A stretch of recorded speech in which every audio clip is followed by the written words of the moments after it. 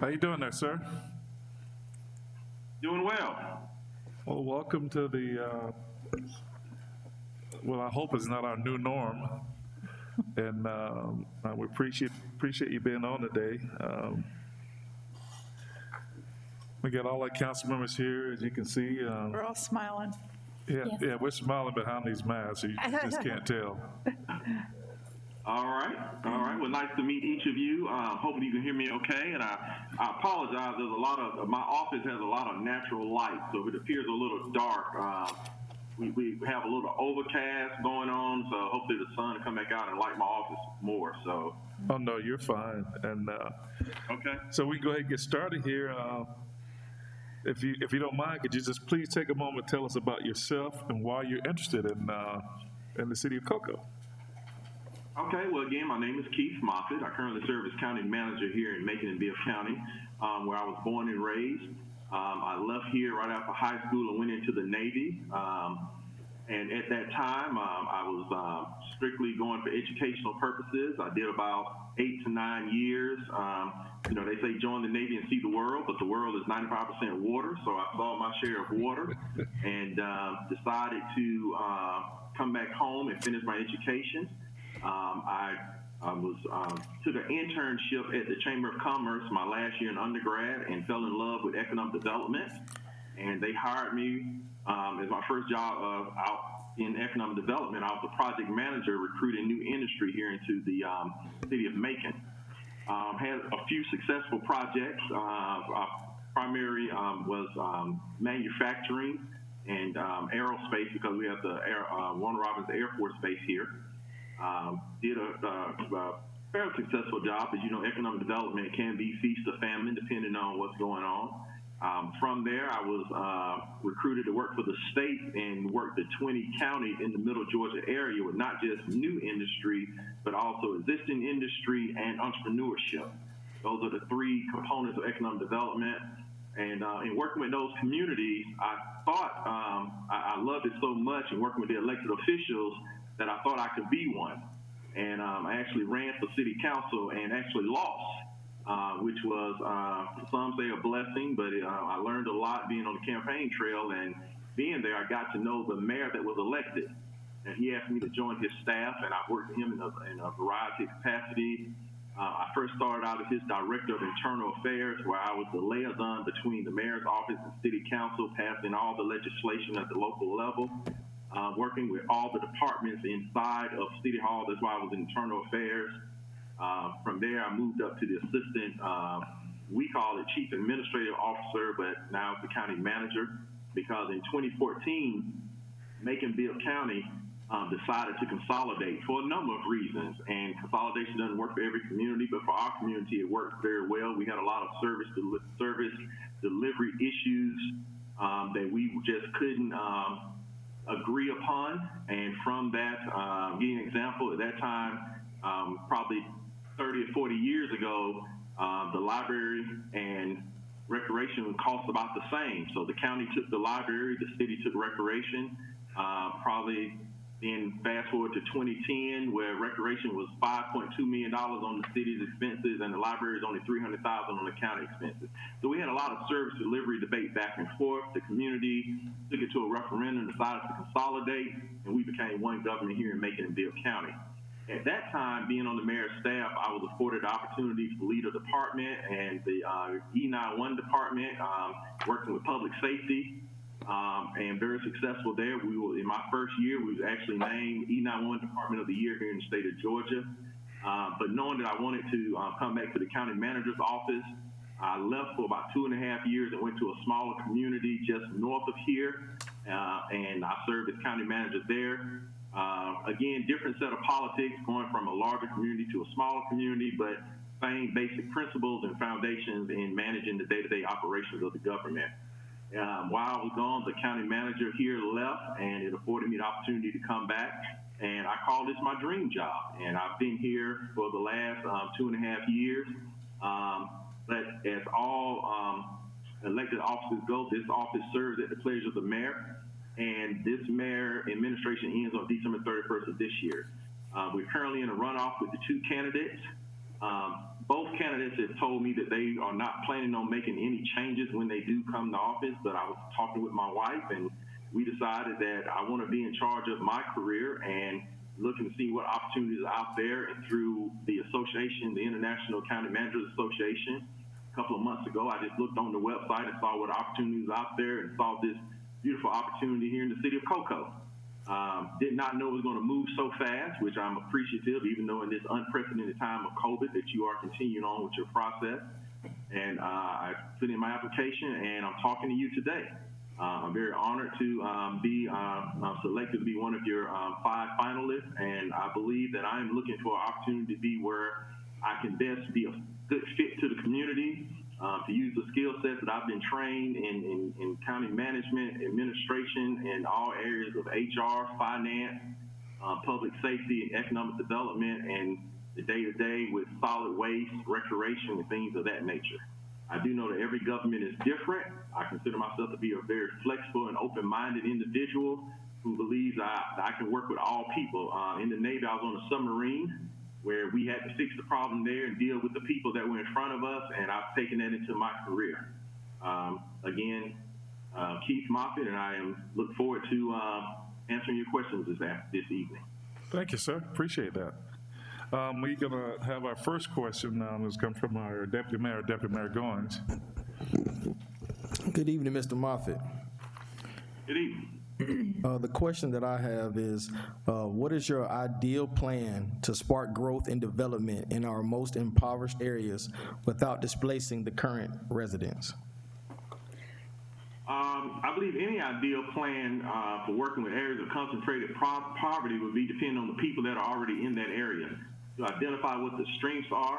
I've worked with a program here called Shalom Zones, where we work with communities, work on the ABC, asset building communities, where we looked at the assets in those communities and found opportunities of how we could grow them. Everything from vacant buildings that can be turned into some type of community use, to taking down dilapidated housing, which we know that blight tends to be a trigger for crime. What partners we could have to come into the community, such as the higher ed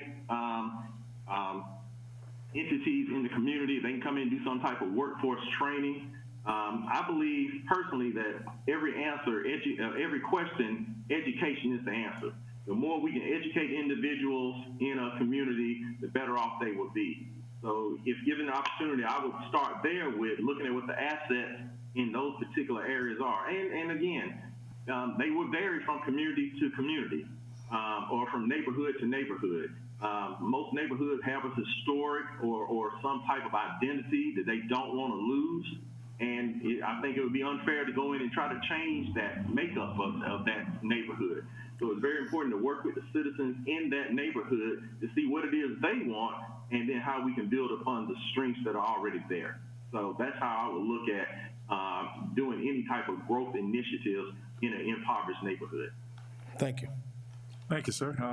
Next, we have Councilwoman Warner from District 2. Hey, Dr. Moffett, thanks for being here. My question is, how do you vision day one, your first day on the job? What would be your plan for meeting and starting your relationship with your staff?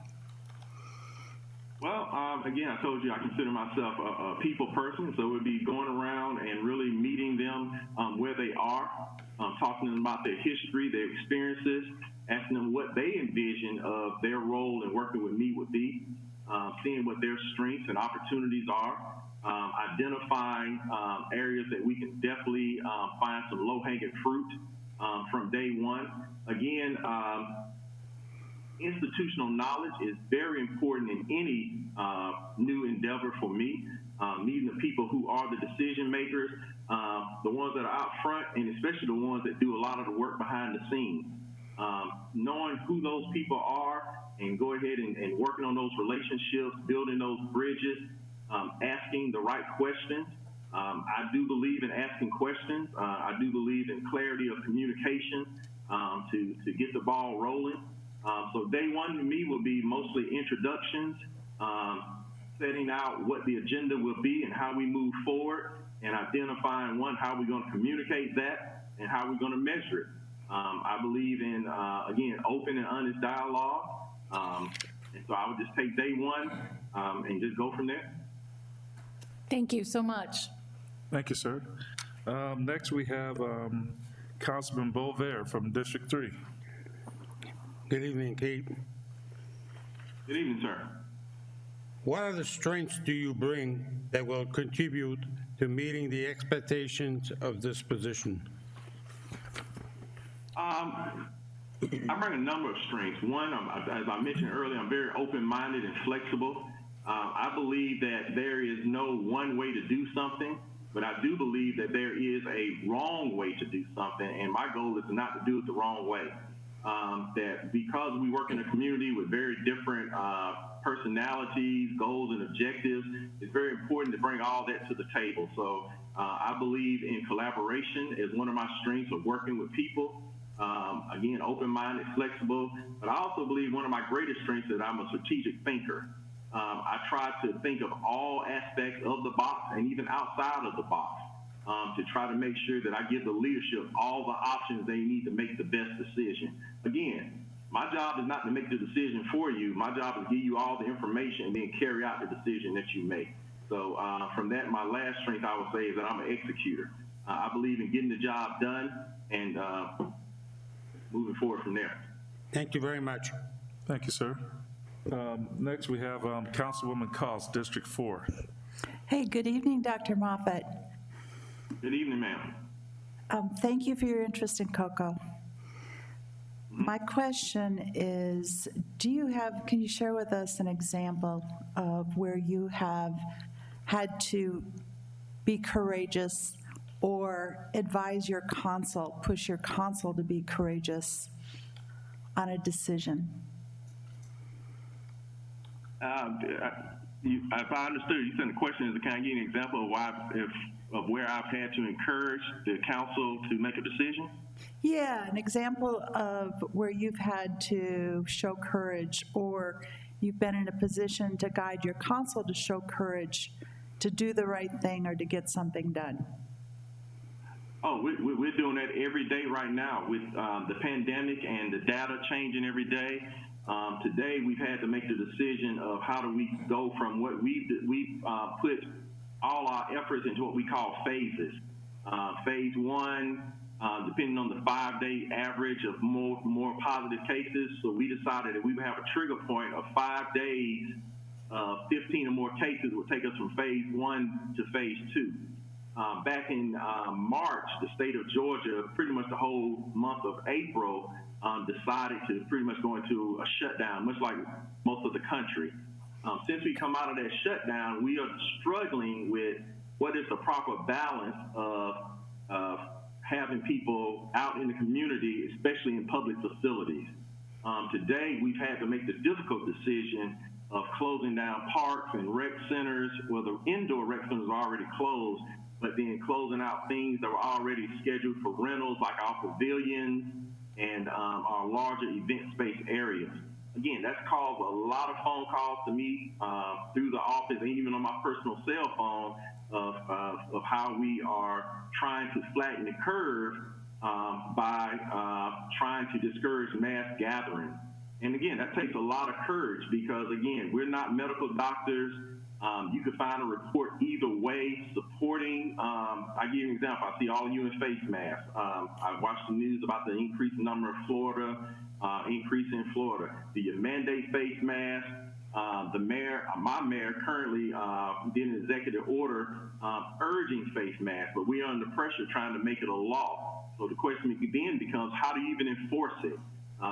Is the sheriff willing to have his deputies write tickets, and do we fine people for violating not wearing a face mask? So again, it takes a lot of courage to make these decisions right now because you have people for and against it. But at the end of the day, we all want a healthy community, but we kind of view it differently as far as what we want. The hardest example today was one of our schools that was not able to do their graduation ceremony in May wanted to use one of our parks for this Friday. And because here recently we've had a significant increase in positive cases, we're probably going to have to tell them they can't do it on this Friday. That's going to hurt a lot of families. that were looking forward to that ceremony. That's going to take courage to do that.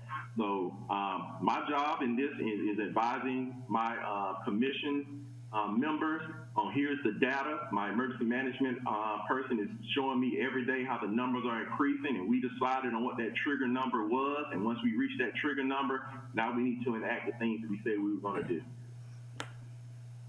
Thank you. Thank you, sir. Appreciate that. And just one last question, and the one I need to know is, what do you feel is the difference between a good manager and a good leader?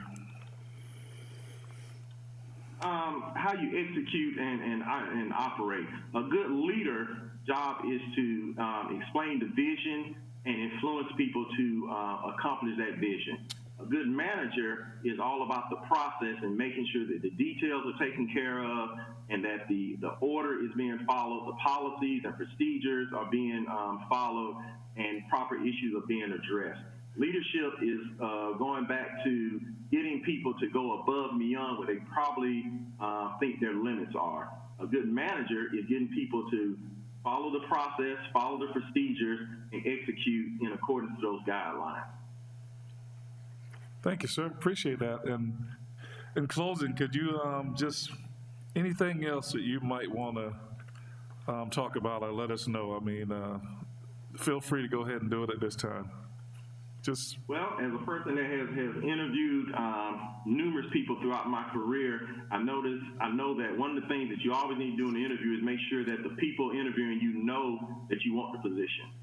Again, I told you earlier about why I was even interested in making sure that, I'm just looking out for my next step in my career and finding a community that I feel I'll be a good fit for. So please know that I'm highly interested in this position. With that leads to my question is, what does success look like in your next city manager? What are you looking for in your next city manager? So I can make sure that I address my qualities and they line up to what you're looking for. thank you, sir. I appreciate that. He asked you a question. I'm looking for a strong city manager, very strong city manager that can make those tough decisions, and one that with the council given direction, that understands that we're the policymakers. We're just not a little figurehead just sitting there just dangling around, that we have to answer to the residents of our city. And so that's who we work for. That's who elected us to office. And then when we pass those concerns and issues on to the city manager, I'm looking for a city manager that can implement those if it's the will of the council, the majority of the council, without any